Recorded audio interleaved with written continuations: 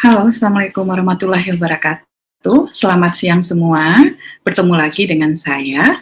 Kali ini saya akan membicarakan tentang penulisan kata di, baik sebagai imbuhan maupun sebagai kata depan. Karena penulisan di inilah yang sering sekali terjadi kesalahan. Oke, sebelum saya memulai layar presentasi, saya mengharapkan kalian semua berada dalam keadaan sehat dan bahagia ya. Baik, sekarang saya akan mempresentasikannya. Mudah-mudahan ini nanti akan bermanfaat bagi kita semua. Nah, bagaimana cara penulisan yang benar? Ya, oke. Sekarang mudah-mudahan sudah terlihat ya di layarnya semua ya. Saya akan mempresentasikan tentang ini ya. Penulisan kata di itu baik sebagai imbuhan maupun sebagai kata depan.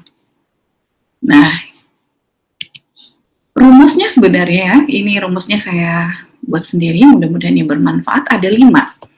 Itu yang pertama, kalau di dengan posisi keterangan tempat, penulisannya sudah pasti dipisah, ya. Jadi kalau ada posisi atau keterangan tempat, itu pasti penulisannya dipisah. Contohnya, ini nih yang paling sering kesalahan berjamaah ya yang kita lakukan. Misalnya penulisan di mana. Kalau di mana itu sudah pasti itu dipisah, karena itu menyebutkan posisi. Kemudian di sisi, misalnya di sisi Tuhan, di sisi manusia, atau di sisi kehidupan yang lain, nah seperti itu. Kemudian yang pasti contohnya adalah di belakang, di samping, di antara, kemudian juga penulisan di antaranya, tetap saja di ini dipisah dengan antaranya, tapi nya melekat ke antara. Kemudian ada di atas, di tengah, di depan, di belakang, dan sebagainya. Yang penting asal menunjukkan posisi atau keterangan tempat, itu pasti penulisannya dipisah. Oke, itu rumus pertama. Sekarang bagaimana rumus kedua? Kita lihat. Nah, kalau di dengan kata benda atau nomina, penulisannya juga dipisah. Contohnya, apa saja kata benda yang diketahui? Misalnya ini ya, bahu.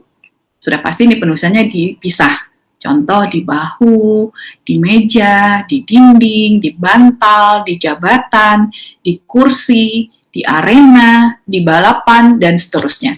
Yang penting asal kata benda, itu pasti penulisannya dipisah. Itu rumus kedua. Nah, bagaimana dengan rumus ketiga? Oke, silahkan lihat. Kalau di dengan kata kerja atau verba, penulisannya digabung atau disambung. Contohnya apa verba?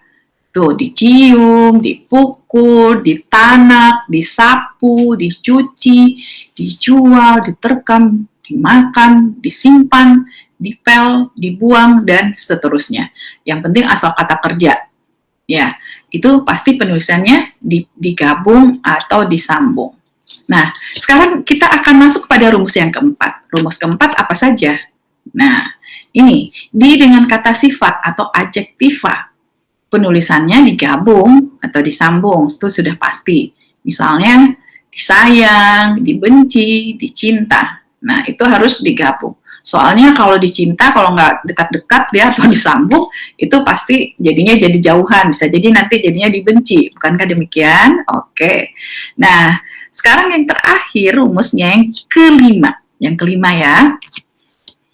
Itu adalah di dengan kata berimbuhan penulisannya digabung atau disambung. Contohnya apa? Ini juga banyak ini. Asal kata berimbuhan penulisannya pasti disambung penulisan di-nya ya.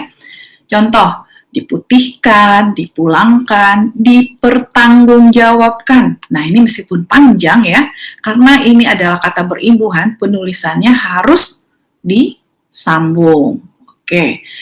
Tetapi itu akan berbeda jika dia tidak menjadi kata berimbuhan, misalnya pertanggungjawabkan. Nah, atau bertanggung jawab, penulisannya itu dipisah bertanggung dan jawab. Tapi ini karena disambung karena dia adalah merupakan kata berimbuhan. Kata berimbuhannya apa? Di dan kan. Oke. Kemudian dianaktirikan, dimarahi, dikirimi, disakiti, dan lain-lain. Nah, itu sudah pasti harus disambung. Oke, kita lihat lagi rumusnya, simpulannya seperti apa. Nah, yang tadi ya, ada 5. Di dengan posisi atau keterangan tempat, penulisannya dipisah, seperti di mana, di sini, di belakang, di atas, di bawah. Kemudian yang kedua tadi apa? Di dengan kata benda atau nomina, penulisannya itu dipisah. Misalnya di jabatan, di kursi, seperti sekarang kan di kursi nih, nah, terus dipisah penulisannya. Kemudian di dengan kata kerja, penulisannya digabung, misalnya dicium, dimasak, ditanak, itu disambung. Kemudian di dengan kata sifat atau adjektiva, penulisannya juga digabung atau disambung. Ya, tadi sudah disebutkan juga contohnya seperti tadi ya, dibenci, dicinta, disayang, nah itu disambung. Kemudian di dengan kata berimbuhan, penulisannya tentu saja digabung atau disambung. Oke, mudah-mudahan apa yang saya jelaskan tadi bermanfaat. Dan mudah-mudahan ke depannya tidak ada lagi salah dalam menulis. Baik itu menulis di media sosial, menulis WA, menulis di caption di Instagram, di Facebook, di Twitter. Mudah-mudahan tidak salah lagi penulisan kata di ini baik sebagai imbuhan maupun sebagai kata depan. Jadi boleh bahasanya bahasa gaul, tetapi penulisannya harus sesuai dengan kaidah yang berlaku. Oke, demikian ya pertemuan kita hari ini. Mudah-mudahan bermanfaat semua dan jangan lupa untuk tetap menjaga kesehatan dan selalu berbahagia. Sampai jumpa. Assalamualaikum warahmatullahi wabarakatuh.